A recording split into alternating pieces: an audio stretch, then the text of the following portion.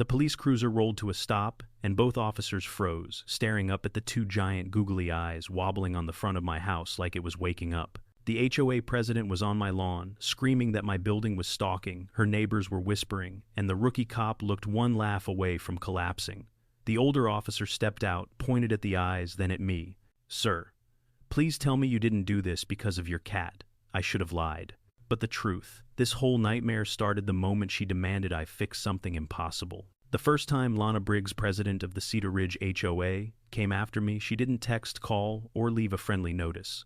She attacked with footsteps. Sharp, rapid, territorial footsteps, click, click, click, charging straight up my walkway like she was serving an eviction notice. By the time I opened the door, she was already jabbing my doorbell with the intensity of someone trying to reboot a broken machine. She pointed past me at the window. Not a hello, not a pause. Just, "That is a problem." Mojo sat on the sill, peaceful as a loaf of bread, staring at absolutely nothing. "But to Lana, it's unsettling," she declared.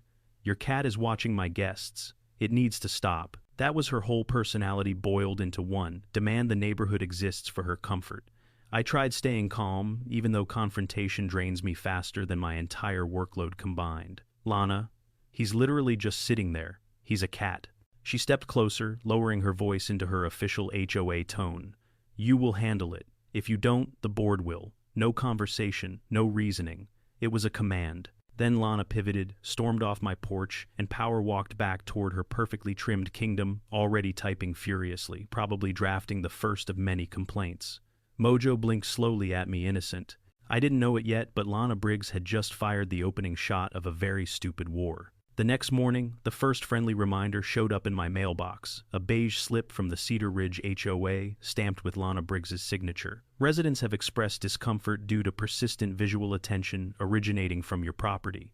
Visual attention from a 10-pound cat. I tried to ignore it and get back to work, but working from home means every interruption hits like a brick. Mojo, meanwhile, stayed in the window, blissfully unaware that his face was now a neighborhood issue.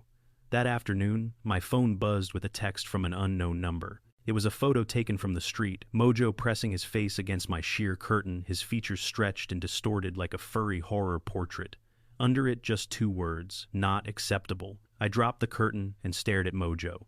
"Buddy, this is getting stupid." He blinked once and kept staring outside. By evening, a second slip appeared, this one handwritten: "Please address the ongoing stare issue." Stare issue. That was the moment I realized Lana wasn't annoyed. She was on a mission. 2 days later, I saw her on my lawn. Not the sidewalk, not the street, my lawn. Lana stood there with her phone raised like she was photographing a crime scene. She zoomed in on my window, then stepped closer, one foot on my flower bed, the other on my walkway.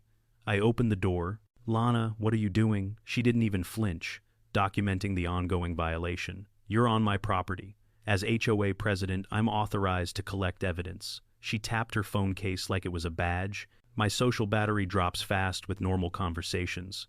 With confrontations, it dies instantly. But I force myself to stand my ground. "He's sitting in a window. That's all." She lowered her phone, gave me that tight, controlled stare. "You were told to handle it. You haven't. This will go to the committee." Then she walked off calm, sure typing furiously as she stepped back onto her own grass. I looked at Mojo now, judging her departure with the blank indifference only a cat can pull off. "Thanks, pal," I muttered. He kept staring. The official violation letter landed the next morning. Not a note, not a warning. An envelope thick enough to contain medical records.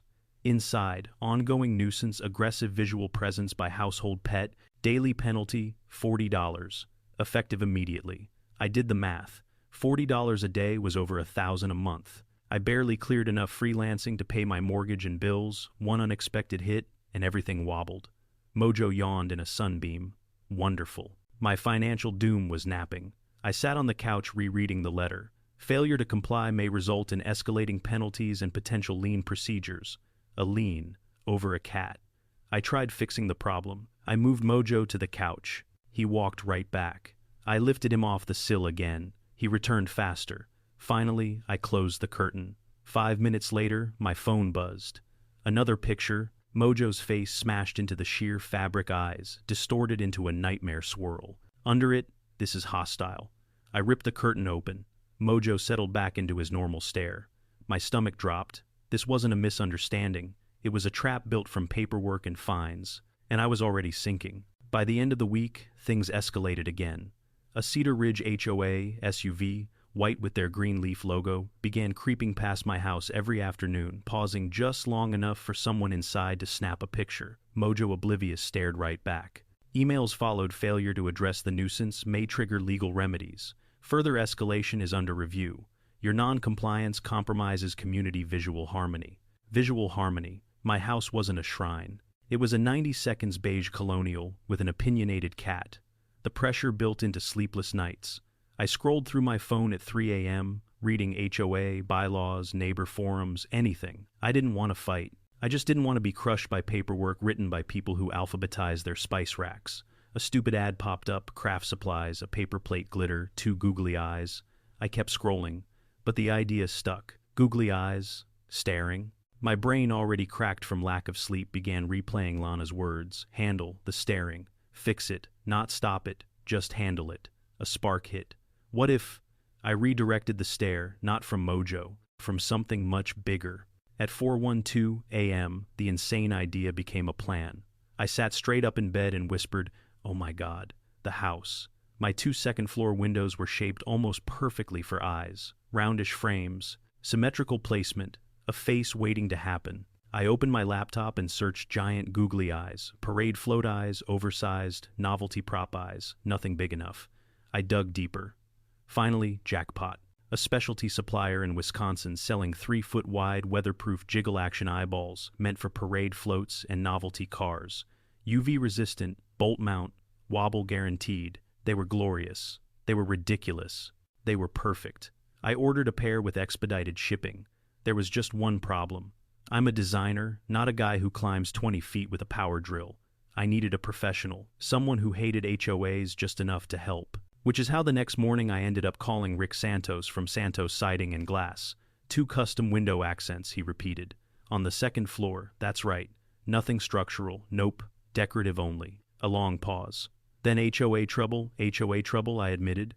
Rick exhaled sharply. All right, I'll swing by. Sounds fun. Fun wasn't the word I'd have chosen. But it was the moment I stopped trying to avoid Lana Briggs and started preparing to go straight through her rule book. Thursday morning hit like a construction site explosion. Rick Santos didn't just show up. He arrived with 2 trucks, 4 workers, and enough scaffolding to renovate a courthouse. Metal poles clanged against each other as the crew assembled the frame across my entire front yard. Every metallic CLA echoed through Cedar Ridge, a neighborhood allergic to noise. Within minutes, spectators emerged. Mike Harper leaned on his railing with a mug of coffee, squinting like he'd discovered live theater. A jogger stopped mid-stride. A minivan rolled to a full, confused halt in the street. Then Lana Briggs burst from her front door. Her visor was tilted, her fists clenched, and her expression hovered somewhere between meltdown and detonation. She didn't walk toward us, she charged. "What is this? What is this?" she barked, pointing at the rising scaffolding like it was a weapon. Rick, halfway up the frame with a drill, didn't even look down. "Installing decorative window enhancements," he called. "That is not decorative. That is not approved," Lana shouted. Rick cupped a hand to his ear. "What was that? Didn't hear you over the sound of tools." Neighbors snorted. Lana jabbed a finger toward me.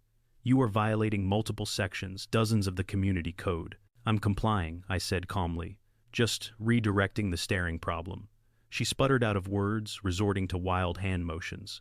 But she wasn't prepared for what came next. When Rick hoisted the first 3-foot-wide googly eye up the scaffolding, the crowd actually gasped. It looked ridiculous. It looked majestic. It looked like the beginning of every HOA president's nightmare. Rick and his youngest worker aligned it over my master bedroom window. "1 inch left," he called. Half an inch down, then thunk. The first anchor bolt dug into my siding. Thunk. The second locked it in place. The eye wobbled as it settled, the massive plastic pupil bouncing in pure, chaotic glory. Neighbors erupted in laughter. Lana didn't. "This is unacceptable," she shrieked. "This is vandalism. This is harassment. This is—" But she couldn't finish because the second eye was already rising like a rising moon of stupidity. Rick mounted it above my office window. Thunk. Thunk. Both eyes were up. Now my house looked alive, uncomfortably alert, terrifyingly cheerful. A giant, deranged cartoon character staring directly across the street at Lana. Rick's youngest worker jumped down, flicked the siding with 2 fingers, twack. Both pupils jiggled wildly, wobbling in opposite directions. The crowd lost it. A woman shouted, "Oh my God, it blinks!" Someone else yelled, "Do it again!" But Lana Briggs was shaking like a soda bottle about to burst. "I'm calling the police!" she screamed, dialing before she finished the sentence. "You are creating a public disturbance and targeting me personally." She wasn't wrong about the targeting part. The house absolutely looked like it was staring straight into her soul. But the police arrival didn't go the way she hoped. The sheriff's SUV rolled up quietly, like even it was embarrassed to be here. Sergeant Daniels stepped out first, rubbing his temples before he even looked up. Officer Lee followed, already biting his lip to keep from laughing. Lana sprinted toward them. "Officers, thank God, this man has installed an aggressive, hostile facade on his home." Daniels stared at her. What?" She pointed at my house. The googly eyes wobbled in the breeze. One pupil dipped, the other spun slightly. The timing was perfect. Officer Lee bent forward like he'd been punched, fighting laughter. Daniels inhaled deeply. Then came the line that began the end of Lana's power. "Ma'am, it's 2 pieces of plastic." "It's staring at me," she screeched. Daniels turned to me. "Sir, any cameras, lights, speakers, anything mechanical?" "Nope," I said. "Just decorations." "Decorations," Lana gasped, scandalized. "Yes," I said, "seasonal ones. The season is creatively interpreted." Lee lost it. He turned away, shoulders shaking violently. Daniels nodded slowly, pretending this was normal. "Well, since nothing illegal is happening, this is a civil HOA matter, not a police one. Please stop calling 911 for non-emergencies." Lana's face froze. She'd expected backup. Instead, she got a warning. The officers returned to their SUVs, still shaking with laughter. Neighbors applauded. Someone actually clapped. Lana Briggs turned toward her pristine lawn, trembling, humiliated, defeated under the enormous plastic gaze fixed on her house. And for the first time since this nightmare began, I felt the shift. I wasn't the one under scrutiny anymore. She was. The sheriff's SUV hadn't even cleared the end of the street before the atmosphere shifted, not gradually, not subtly, but like someone flipped the neighborhood's emotional breaker. One moment everyone was tense and silent. The next it was pure, unfiltered suburban spectatorship.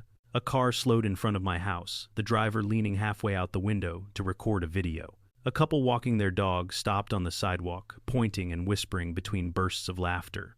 Even Mike Harper, the most unshakably calm neighbor I knew, was doubled over on his porch, trying not to spill his coffee. I stood there holding Mojo, feeling every nerve in my body untwist for the first time in days. The pressure Lana had built, the fines, the letters, the drive-bys, the threats crumbled the moment those googly eyes met sunlight. It was surreal. I'd been preparing for a war of paperwork and hearings, but instead, the war ended with laughter and a wobble. Rick clapped me on the shoulder. "You handled that nicely," he said, watching Lana's retreat. "Not every day you get to break a tyrant with plastic." "I wasn't trying to break her," I said.